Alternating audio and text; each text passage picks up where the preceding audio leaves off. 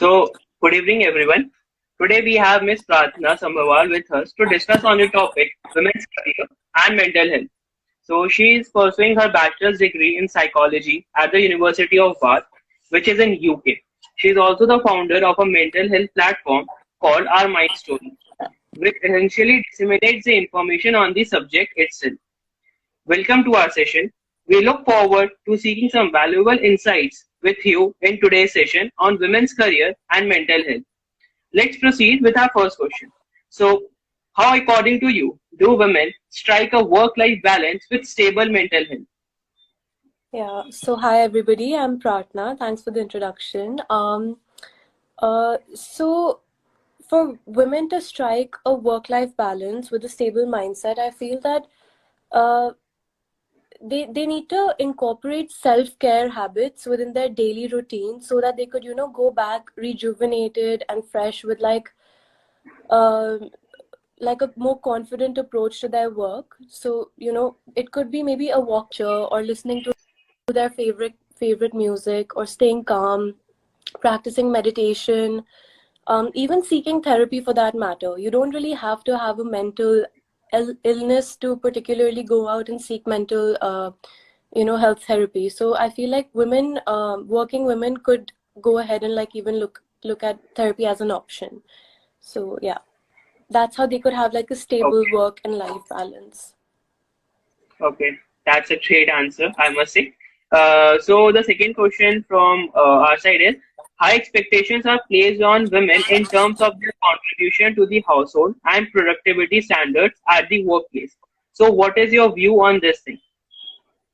Yeah, I feel like women are, usually put in a position wherein they ought to take care of their households, from doing household chores to cooking and, everything else, to also kind of being like at the front foot of like working now in today's day and age. So the expectations obviously from society in general, even families and even like their bosses maybe at workplaces, it's just really high. So in context of that and mental health as well, I feel like again, it's them putting themselves first, knowing that okay, this is how I can balance my life out. Maybe like journaling can help in this particular thing. At the end of the day, just take time to um write things down about say work and home, and like make a to-do list. I feel like a to-do list is something along with journaling that's going to be really helpful in this particular thing, so that they don't miss out on like things related to home and work.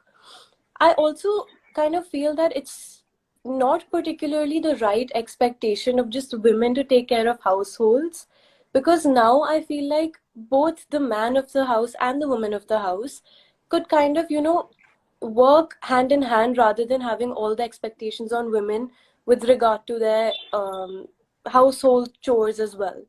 So, I feel like that's one balance that needs to be there, and it's happening. It is there, but like again, many people take it as a like if they put themselves in a position of authority, they feel like, oh no, like that's something that's too less for what I should be doing in my life. That, oh no, I'm not going to take care of the house because I'm doing XYZ things at work. But now I feel like it's coming to that balance. Yeah. Thank you. Okay, yeah, that's great. I agree about that. Nowadays, like men should also take the responsibilities of their households. Not only women should be like burdened with that particular Exactly. thing. So Yeah. I completely agree on that part. Like as a male, I completely agree that the responsibility should be equally distributed. It could be about your household or your anything. That should not be burdened on any one person. That's a completely Yeah. agree. So Yeah. so the next question is, can you elaborate for the viewers on the challenges faced by women in a professional domain to prioritize their self-care? Okay. So, in a professional domain, the challenges that a woman faces, I feel, it's so much because for from so long, it's been the men who've been making an impact or being recognized in workplaces. So today, it's harder. Like so many people have spoken on this topic, so many eminent personalities, like the rights that women need to have today. they're only set into place, and concepts like feminism are only there to kind of equalize this particular concept so that women are also recognized for their merit and their work. And they're not just, kind of put aside just because, okay, oh, she's a girl, and I don't want to listen to her opinion because like it might not be as creative or add value. In fact, at uni, I have this subject that's going on. It's called the psychology of creativity and innovation, wherein I came across a paper, and I read that in between men and women at workplaces, women are less recognized as creative than men. But that's not true, because usually, like, the basic concept that we have, we think that, okay, women are like, fashionistas, or like they're great at cooking Correct. and all of that. And those are creative jobs. But like at workplaces, when it comes to the work front and ideas and, things that kind of add value to an organization, people like their bosses or like whatever, the board of directors kind of think that no. Usually that's like what's been studied and researched till now. So that's kind of crazy, because I feel like they both, like men or women, they both should kind of be judged based on merit. And that's one of the biggest challenges faced by women even today, which is very disappointing and unfortunate, but like it is there.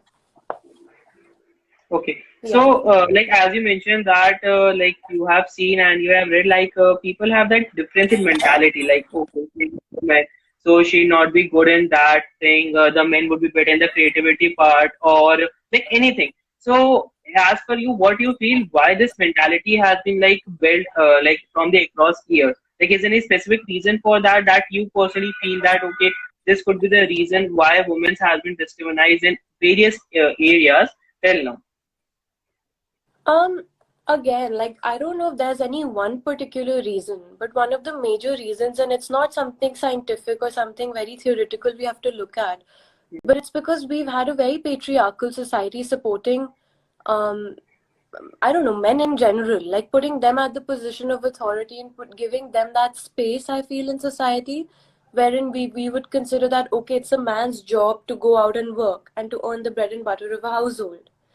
So I feel like it's that sort of a mindset which has been ingrained in like us from like generations. Be it even, sorry, even from the era of like maybe kings and Uh, Your net, queens, it's just been ingrained. your net is little unstable. Like your Yeah, is it video is fine now? like yeah, it's little better. It's better now? Yeah. So I feel like it's just, it goes on to like the patriarchal society in general, um that women weren't kind of given that importance to kind of go out and work and to even raise their own opinions. Like they were made to shut up in general, if you know, for me to put it very bluntly out there. So now it's not the case though. So that's one of the reasons for that sort of a mindset and mentality. Okay, okay, all right. So, according to you, how can a working woman figure out to when to seek help from a mental health professional? Okay, again, so this, it's not just, see, any woman should kind of focus on themselves, or any human being in general, on themselves first. So we need to be our own priority. So mental, like, as they say, mental illnesses, not everybody has, but everybody has mental health. So for that reason, even for women specifically, I feel like the right time for them to go and seek help is whenever they feel like they need to vent out and they want to talk about anything. You don't have to kind of come to a point where everything's falling apart and you can't figure it out on your own. So just that time is the time when you need to go and you need to kind of share your heart out with a specialist who can kind of listen to you and guide you to grow as an individual, to become stronger and to heal from things we don't even know we need to heal from. So I feel like, and Okay, also especially when you feel like there's so much burden at work or at home, and it's just kind of, especially when it's all imbalanced and it's all falling apart, especially at that time, I think your Prarthana, can you just repeat? video's been like.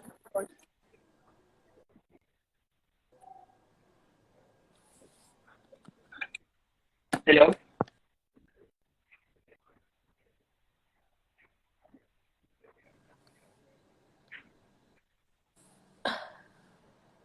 Can you repeat like what you just answered? Like your, I think the voice gets break down.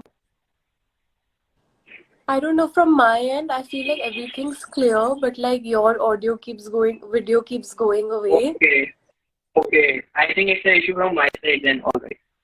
Yeah, Just maybe let it's me 1 second. sure. Even I'll try to see if it's like. Is it better now?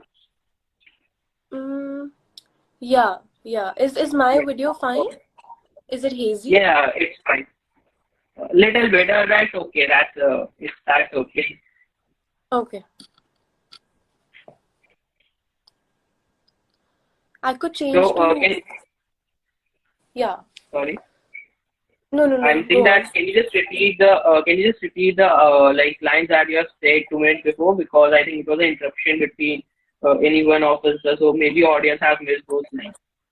Okay, so I was kind of talking about the fact that we all don't have mental illnesses, but we do have mental health. So, it's important that before things feel like they're falling apart, even when we feel a little bit of, imbalance within ourselves, that we need to go out and speak to somebody, we should. And women must take that stand because you need to be your own priority. So in just that is what I was trying to say, that, you know, before things are like all haywired and falling apart, and now you can't just help it, and it develops into a mental illness. Because that's debilitating. That's like a situation that's getting worse and worse day by day. So before it becomes that bad, just go out and like talk to that professional who can kind of make you grow in life, who can just, guide you through your challenges that you're facing and make you feel better and at ease. And that'll heal you also from things you don't even know that you needed healing from. So yeah. Okay. Okay. So like Okay, let me.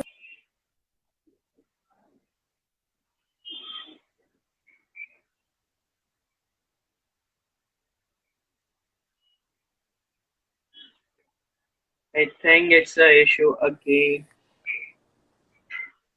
Okay, I don't know. Maybe this is better now. Yeah, it's better. So like as you mentioned that women, like everybody has like mental health, like everybody has a mental issues. I completely agree on that part. It could be a women's or men's. So they should go and talk to the professionals. As you mentioned that if women should go to talk to any mental professional, so that that professional can help her to like how to evaluate the things and how to make it better. But like see what do you think on that part? Like if women is not like see, like every woman, if I say every people have a mental issue, it could be related to anything. But many of the peoples are not basically comfortable to speak and to go and speak with to the unknown person. Like let's say any mental professional, that person is basically unknown to her, so or unknown to him. That don't basically prefer to go to talk to them. So in that case, what they can do, sure, because if they be patient, if they don't speak, this is also not good for their personal health. It will deteriorate their mental health and it can lead to anything basically, right? So in that case, what they can do. So, in that case, I spoke about journaling earlier. The most important Hmm. thing, start building a habit of spending time with yourself, because most of the troubles that we have answers to also. So time with yourself and introspecting, you find out that you can really sort out your problems that you might be facing by your own self. So that could be like one of the number one things that I feel you can kind of develop or cultivate in life. And the second thing I feel is like to go and to talk to any one person who you trust. So it could be a family member, or it could be a really close friend. So we all have that one person in our life. And even if you don't, you have journaling, you have yourself. So in which case you're not like completely alone. You have yourself.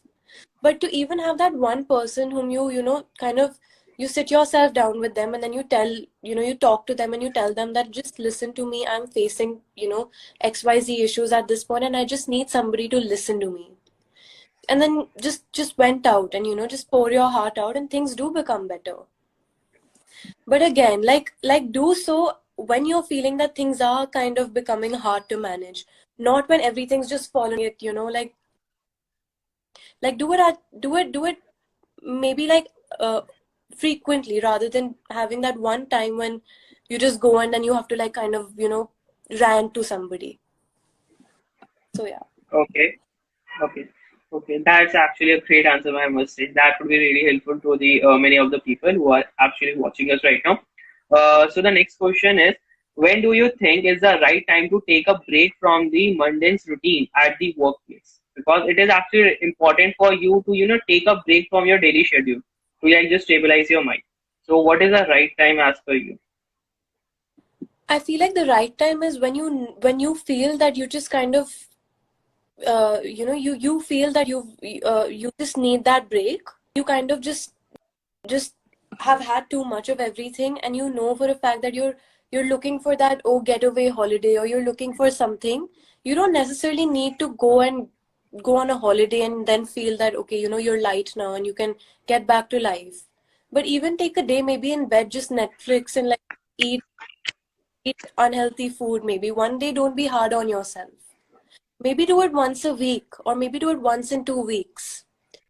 As per when you feel according to your convenience that you can do it, because there's no hard and fast rule on when particularly what time you should kind of prioritize or give time to yourself to kind of wind off. So yeah. Okay. Okay. So, last question, if I see, what are the other focus areas women can look into in terms of the physical and psychological well-being? The other focus area, sorry, could you please repeat that? Yes. What are the other focus areas women can look into in terms of physical and psychological well-being? Okay, great. Nice question. So I feel like women can kind of look into, number one, keep yourself hydrated. Like drink water throughout the day, because that's something that we take really for granted, and it's Uh, really, really Ratna, your like I think it's another the voice your breakdown. Can you just yeah, start from the beginning? What you just said? sure. So I feel like the number one thing that kind of women need to take into account is A, keep yourself hydrated, because that's something that we all take for granted and we don't even know how important it is for our mental well-being as well. So number one Okay. is that you maybe move your body. It's not necessary that you need to exercise or you need to kind of get like a heavy functional training, or like go to the gym, or go for like to play a particular sport. You can if you want to, but it's important to just move your like movement of the body. So it could even be that you walk around your house for like maybe 20 minutes in a day, or you go out in fresh air and you're like just walking, just to get some movement into your body, because that's really important for our mental and physical health both. The third Okay. thing that kind of look into, maybe a recreational hobby. So it could be a sport that you could pick up, or it could be maybe art. Maybe just get a canvas and throw paint on it and just like kind of, because that's also a way of venting out. So that's art therapy also, in a way, in a small little way, like an activity for yourself. You could like vent out on that. um yeah, just pick up like some sort of a hobby maybe, and yeah, or maybe like just speak to a loved one and reconnect, especially in times of COVID, when we're all like maybe stranded or away, far away from our parents, working or studying in so that's one thing that might be really important, to just stay connected to your friends and to your family, because that's very helpful and healing in a way. Yeah, it actually sounds better. Like it can be a like a good therapies for the to do such stuff. So, like these are the only questions that I have from my side. So I want to ask: is there any? Let's have a Q&A round open for the audience who are watching us. So anyone can ask any question from Ms. Prarthana. She will be really great to share her experience with you, and it can be useful for us. So any questions on the floor? Yeah, I'm happy to answer anything if anybody has any questions. Anyone can just send the question in the chat box. I will convey to the ma'am, and then she can answer. And let's wait Pratha for 2 minutes. Maybe they are thinking ahead, typing. Yeah, sure.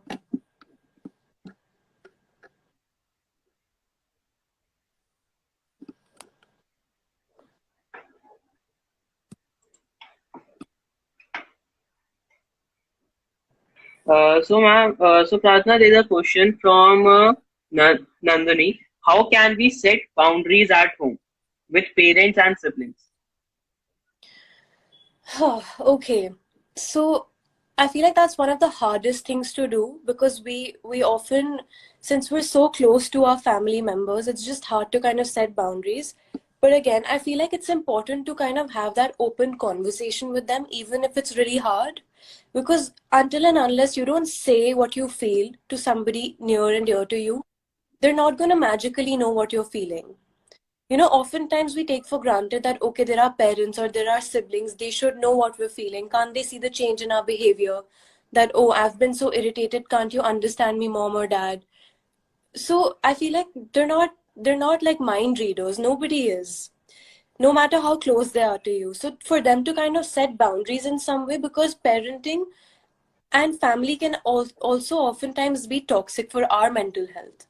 So it's important to kind of talk to them that, okay, this is how much I can take from you guys, even if it's in the form of taunting or, um, like, yeah, taunting, or like somebody like just continuous taunting is one of the prominent examples that keeps coming into my mind. So I'll stick to that. So yeah, like it's not easy for anybody to kind of keep facing that, as an individual. So it's important to just voice your opinion, and in a very calm and nice way, not like in a very irritated and annoyed manner. So just sit them down and talk to them nicely and like kind of, in a comforting, calm environment, because that's usually important to do. Not when you've just had a fight and you want to tell them that, okay, now set boundaries, this is enough.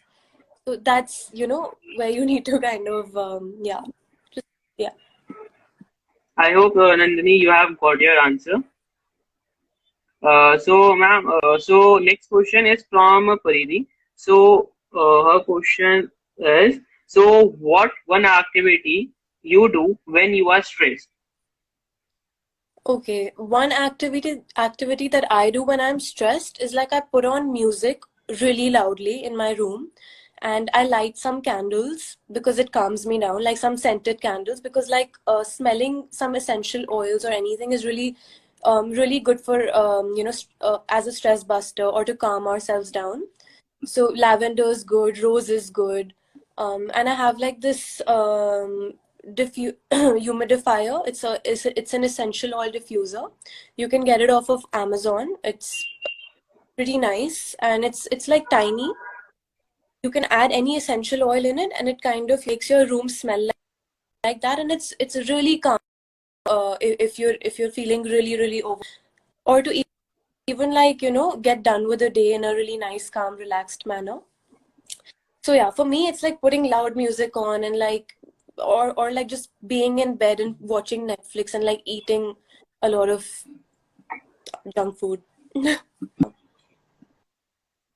Okay. So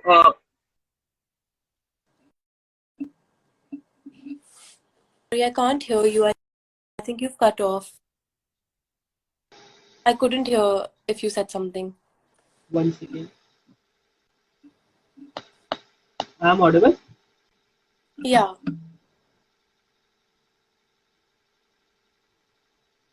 No, your audio's, it got cut out again. Did you say Uh, something?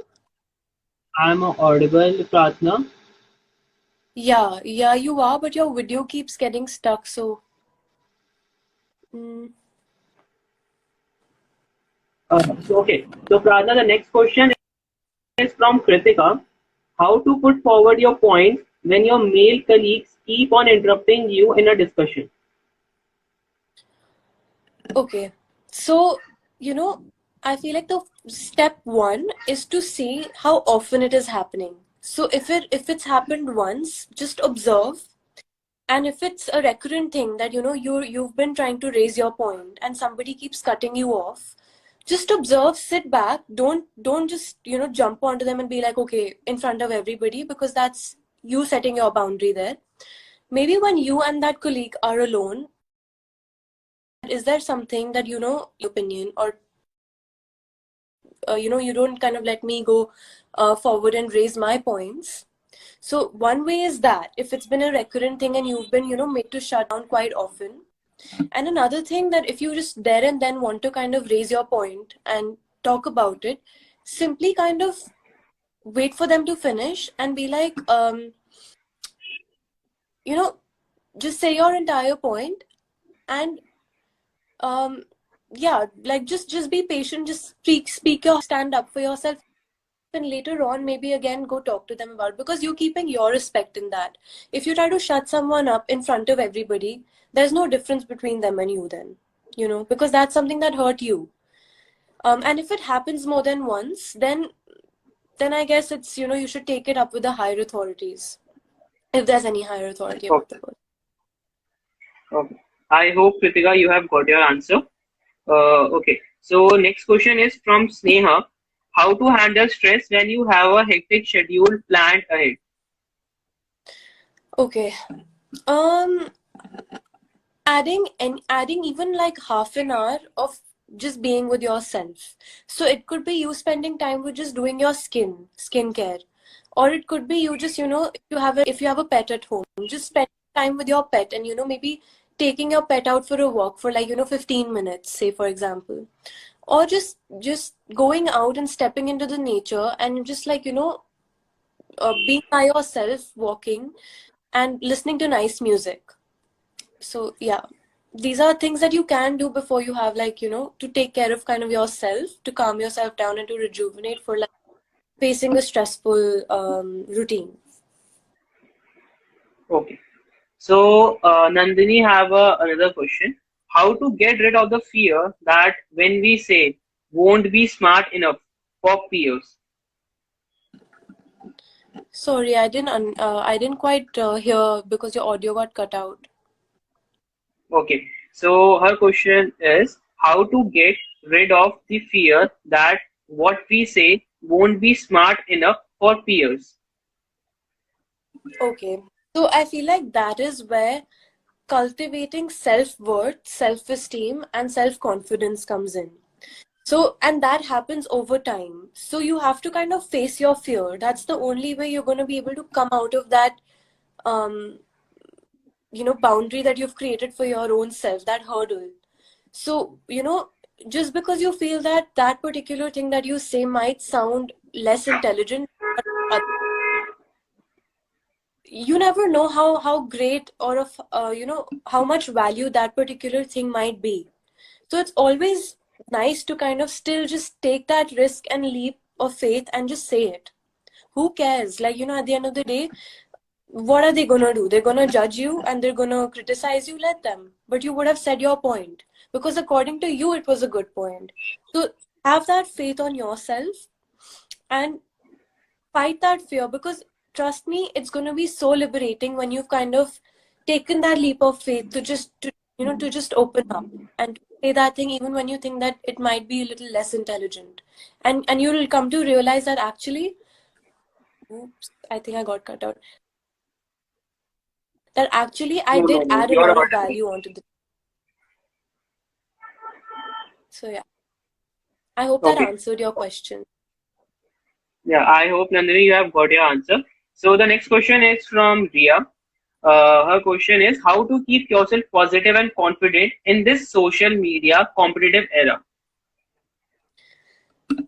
Okay, so I feel like, yeah, there's a lot of comparisons and competition now in today's social media era, because literally everybody we see is trying to become a prominent figure out there on social media. So to keep yourself, what was the question? To keep yourself stable, was it? No, question was how to keep yourself positive and confident in this social Okay, media competitive era. okay. to keep yourself positive and confident, you need to kind of again build those habits off of social media so that you can kind of, come back and not be discouraged by looking at others. Because it's the worst thing you can do for yourself to feel that, to start comparing yourself to others, because there are so many videos also out there now to kind of see that how people have like a pretend, personality on social media, and they might be somebody in real life. So have that faith on yourself. In your own time, grow as an individual. Expand your horizon, read, have faith on yourself, focus on yourself, and things do become better. If you're spending time with yourself, it's so important. Like all of these questions, like one basic answer to all of them would be to actually spend time with yourself, because we all take that for granted because we're so busy running behind our life, and like just in that race and that hush rush. It's so important to just kind of take a step back and cultivate those moments that make us grow. So like reading, for instance, could bring that confidence inside a human being, or joining, or doing some sort of an activity which is unique to you. Maybe it could be dancing, maybe you're good at singing, maybe you're good at writing, maybe you're good at just, something like TikTok or Reels or something. Like there's so much. So maybe like try to figure that out. And that can only happen when you're spending time with yourself out in nature, um, or like journaling and, again, rejuvenating. But don't be too hard Oh, on you, because like this is something that I have also fallen prey to, so I can personally relate how hard it might be. So it's something that you kind of need to kind of keep talking to yourself about. okay. So I hope, Priya, you have got your answer. So the next question is from Sayan. These days, everyone is doing a lot in order to build their profile. It can get very overwhelming. Can you please advise how we should deal with it? um could you repeat it again? Yes, these days everyone is doing a lot in order to build their profile. It can get very overwhelming. Could you please advise how we should deal with it? Okay, so number one, we are all on our own self journey. So this is again about comparing your to or whatever XYZ person is doing is kind of better or more than what I am doing. Can you hear me?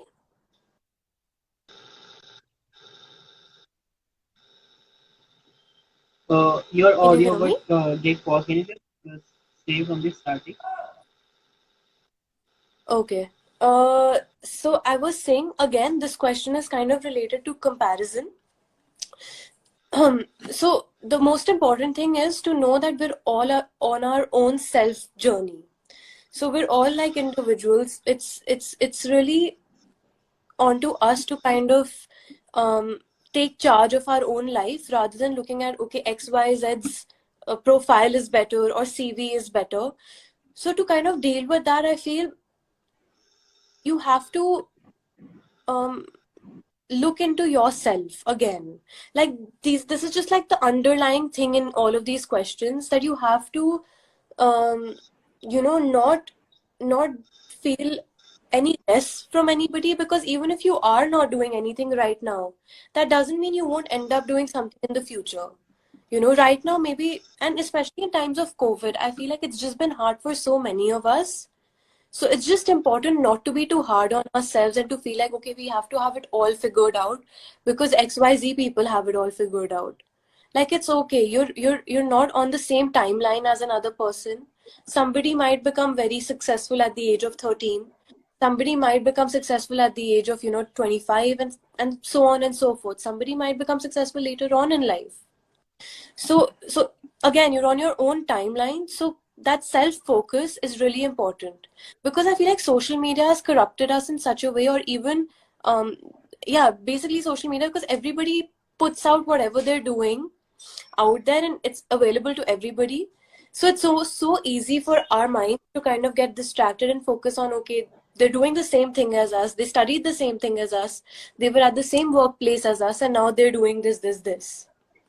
You never know if that something is better than what you're doing right now, or even if you're not doing something, you're a work in progress. So yeah, I hope that Okay. answered it.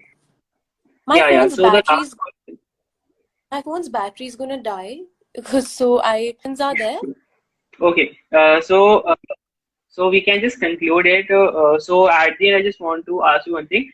From your side, do you want to say anything to our audience that they should keep in their mind? Any advice from your knowledge? Anything that you want to say? Yeah. So I said that one thing earlier, which is that, not necessarily will we all have mental illnesses and that we may be facing something really stigmatizing, that's stigmatized by society. And even if you are, that's okay. But we all have mental health, as we have physical health. So we all can get a cough and a cold every once in a while. So similarly, we can all kind of have a depressive, episode every once in a while.